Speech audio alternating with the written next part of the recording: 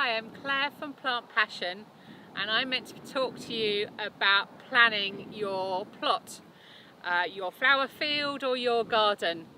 And so I'm going to give you a bit of information how we do it here on our field here in Surrey.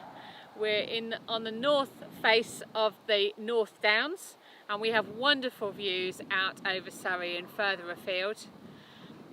For us, the planning falls into three main categories. We're looking at our customers, our audience. That's who we've got to plan our plants for. We're looking at our soil and our situation here, because we're on the north face of the Downs and we're on chalk. We've got to bear in mind all the plants that will grow well for us. And then we've also got to plan for our enemies. And as you can hear today, we've got plenty of wind in our situation, and we also have lots of wildlife, which is wonderful, but we also have to protect the flowers from them, because we have deers and rabbits and pheasants, as well as the slugs and other pests that you get on plants. So those are three things that we have to take into account when planning. So when we're planning for our production, we want everything to be as easy as possible. So for our annuals, all the ones that flower at the same time, we want them to be in the same place. So here we've got our lovely helichrysum, and they're right next to the cosmos, which are flowering at the same time. And then we've got nicotiana and sunflowers and statice. They're all flowering in the same season. So the whole block of flowers are going to be together, because that makes it easier for us to pick. So whether you've got a large field like us or a smaller garden, put the ones together, plan the ones together that you want to be flowering at the same time. So when does our planning year start? Well, actually I'm planning all the time. As I walk around the field at this time of the year, I'm looking, have we got enough of a plant? Have we got enough flowering? Have we got too much? As you can see, we've got rather a lot of phlox here. It's amazing, but I've picked hundreds of stems and I still haven't sold them all. So maybe we've got too much pink phlox and I need some other colours.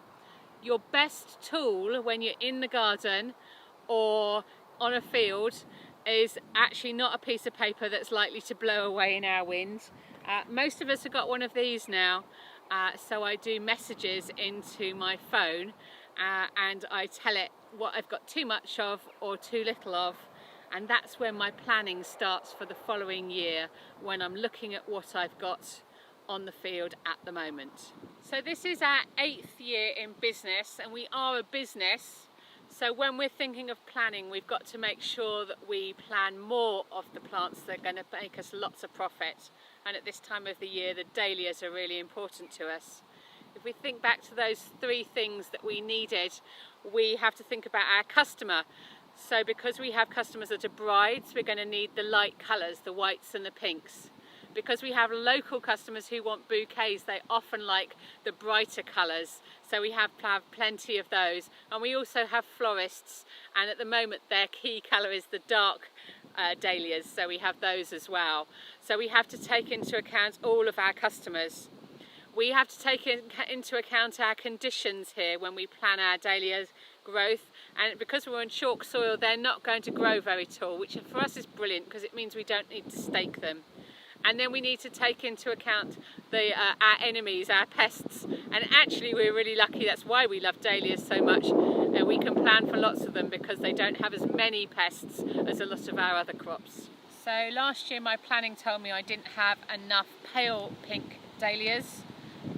It's a popular colour both for my weddings and for my local customers. So I've added more in, and who wouldn't like fantastic, locally grown cut flowers? So make sure you get planning on your field.